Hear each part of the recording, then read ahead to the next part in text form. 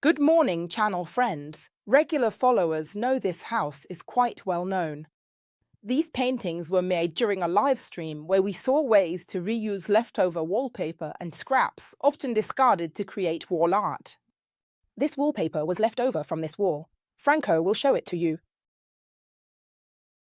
And today I'm going to work on this corridor because, up until now, I've held back, but it's a bit bland. Personally, I like homes that are relaxing, colourful, warm, and full of character. A little secret. When I first started out many years ago, over 14 years ago with restyling, one of the first things that fascinated me was updating lamps, refurbishing a trunk, and striped walls. I immediately realized that painting striped walls is not easy, especially if you're not used to painting walls. Imagine if your first wall is even done with stripes. But actually, it can be very easy if you follow a few guidelines and some tricks I'm going to show you today. I'm not doing a simple, classic striped wall where the stripes are all the same size, but we'll use two colors, making use of the fact that the wall is already white. So, stripes of different sizes using colors that, in my opinion, you would never normally pair together. But today I want to surprise you. Let's start.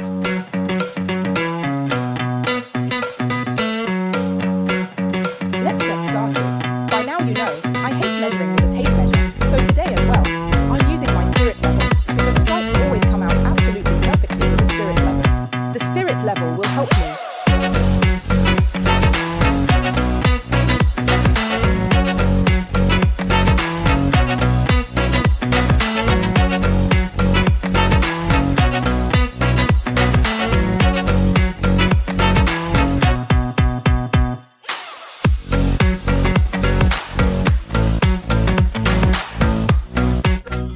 You know it, I hate measuring, but today I'm using my spirit level because stripes come out perfectly with it.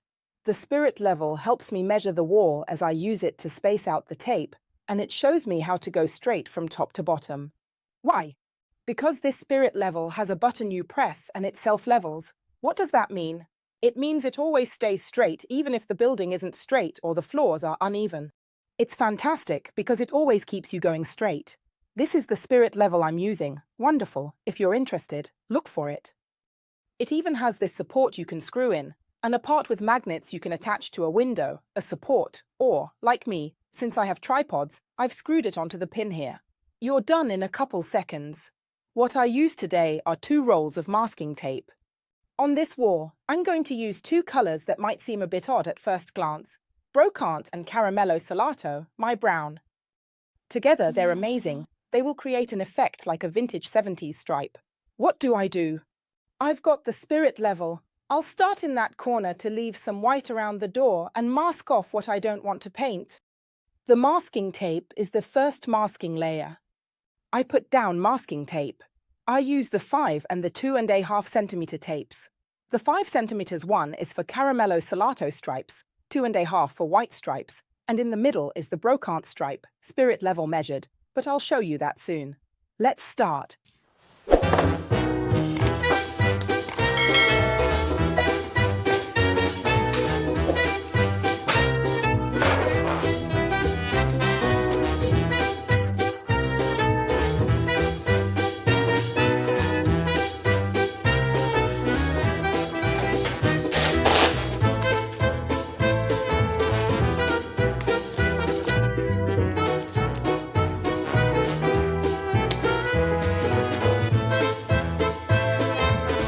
To recap, this is the protective tape because I don't want to get anything dirty from here on. Here I've put a 5 centimeter tape and this will be the Caramello Salato stripe. I'll remove this one later. It's just to space things out. I've placed my spirit level at the tape end and now with 2.5 centimeters tape I'll mask the second section. This is important because this 2.5 centimeters tape will cover the white part, which stays, so it must be precise.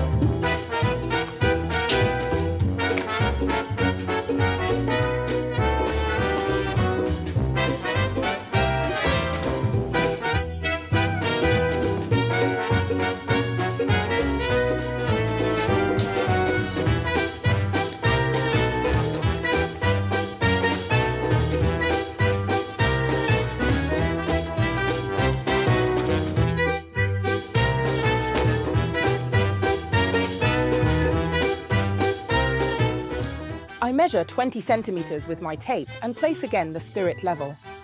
I take the 2.5 centimeter tape, apply it, and continue.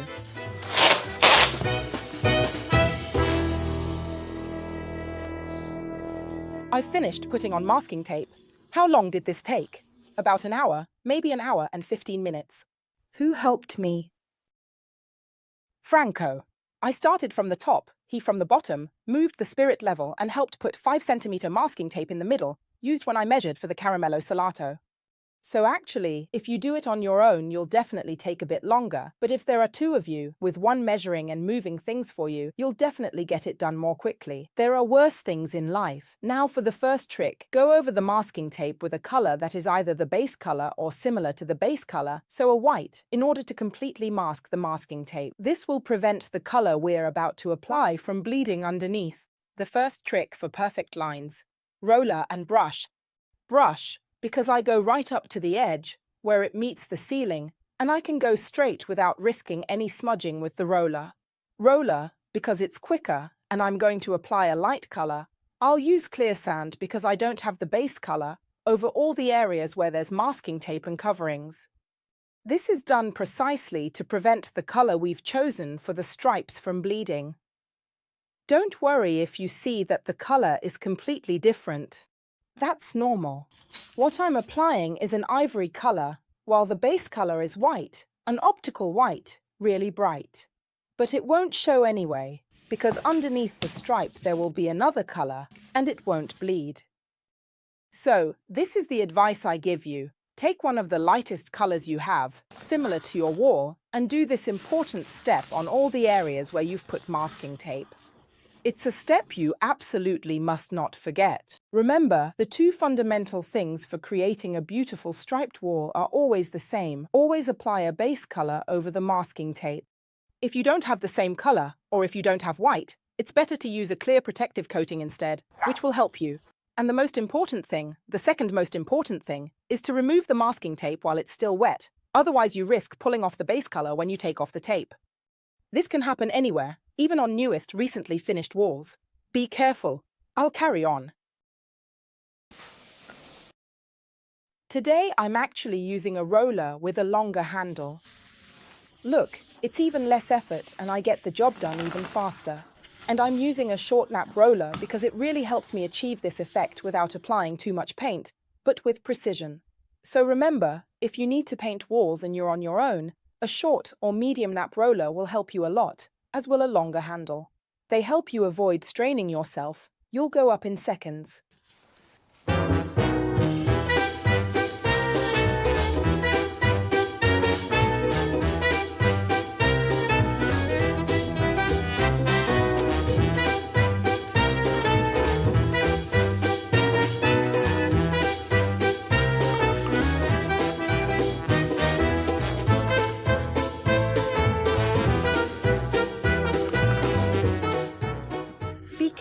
When you do this, if you can, go over the center here as well, because this prevents the part where the roller's paint ends from creating a slight build-up, a streak that would be visible. This way, it won't be visible. Brocante with roller and brush, let's start making the main stripe, the bigger one. It will definitely take 2 coats. Why? Because this wall was new. The color underneath had already absorbed a lot of the ivory, the clear sand we put on the tape, and as you can see, this color is also being absorbed a lot. I want to be at ease, so regardless, I'm already planning to do 2 coats. I'm not removing this nail because I need it, since I'll have to put the picture back up that was there before. Always remember, though, that you can see a bit of a difference between brush and roller, so always go over it with the roller if you've used the brush. Now go right up to the edge with the tape, but make sure not to go over the line to avoid any smudges and then smooth it out. This way, there won't be any ridges between the first and second coat with the roller. The second coat of Brocante that we'll apply later will, of course, finish everything off. It obviously won't show any imperfections, but the first coat acts as a base that evens out the color and helps us to apply this beautiful shade across the whole wall. I used a standard microfiber roller with medium pile. The first coat of Brocante is drying. With the brush, I'm going to apply Caramello Salato along the narrow stripe. I can only do this with a brush because the stripe is 5 centimeters wide and the roller is 10, so I'm forced to use the brush. Make sure to give it a nice, smooth, even coat, gently brushing right up to the masking tape. Remember, you can use brushes both horizontally and vertically. So actually, if you want to be really precise, you just need to do it like this.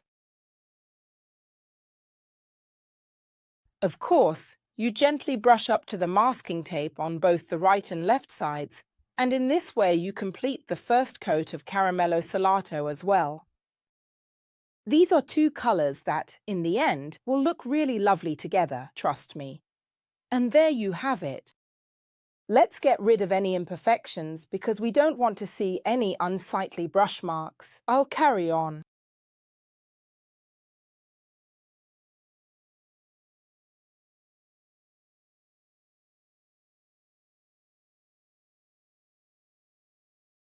Second coat, just like before, using the brush on top to be as precise as possible.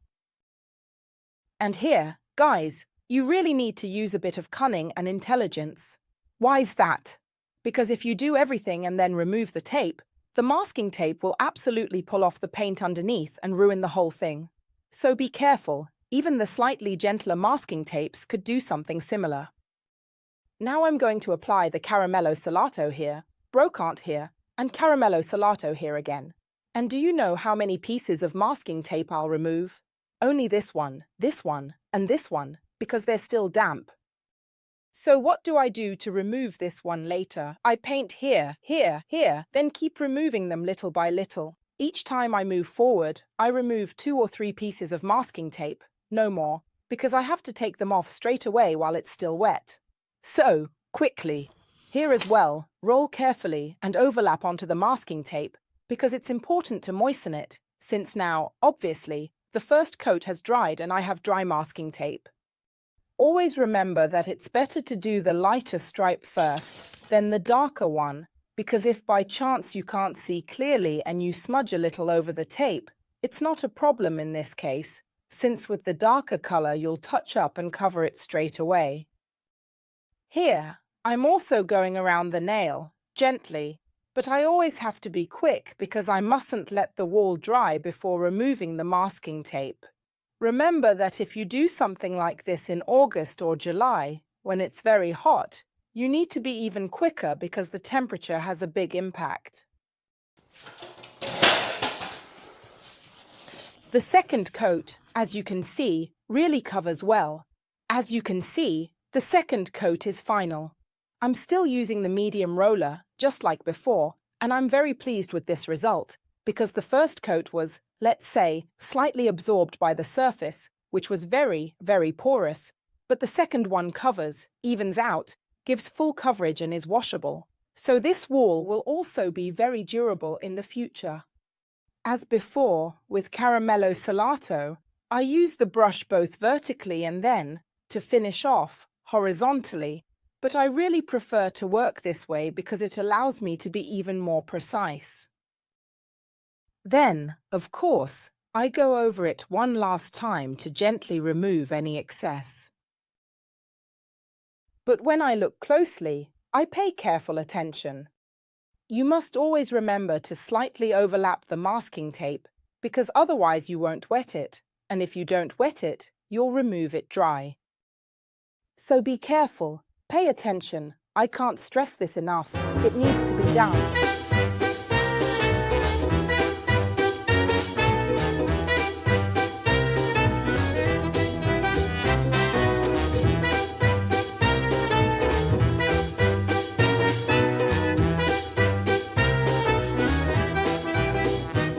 The trick is exactly this. Tilt the masking tape like this, so that it forms this angle, and remove it straight away as soon as you've finished making the line. In this way, as you can see, it comes out perfectly. There are no smudges, and above all, the wall doesn't get damaged and the masking tape doesn't take any paint off with it. Remember, the angle of the masking tape is crucial, all right? You can't just pull it straight forward like that.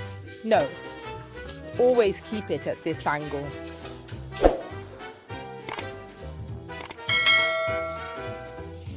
Perfect. How lovely. This restyling is also finished, and today I'm absolutely delighted with the precision, because to tell you the truth, this wasn't the original plan. Stefano, my husband, wanted the lines to be imprecise. He wanted me to do them all freehand. I would have been happy with that too, avoiding having to spend an hour, right, Franco? An hour and a half, placing masking tape. But actually, I really like the precision and symmetry. Now that everything is finished and I've explained you the right tricks to make perfect stripes even on the wall, which is tricky because, as you know, the wall often flakes and brings challenges, I'm very satisfied. The pictures look even better on a wall that's a bit more lively, and I like it even more because the wall connects with the wallpaper. Even though they're all different shades, Magic Paint always amazes me because they really are perfect together. Sunset blue, there's the gold leaf, there's this sugar paper from the wallpaper, Caramello Salato, Brocante, 1,000 colors, yet how well do they all go together? You can find the Magic Wall and Magic Paint colors on the website elisa&MagicPaint.com. But bear in mind, there are very few Magic Wall retailers. On the website magicpaint.it, there's a category, Magic Wall Retailers. Only those listed there have these exceptional paints. Also, never look for them on Amazon. They're not there, and Magic Wall isn't just ordinary wall paint. Goodbye.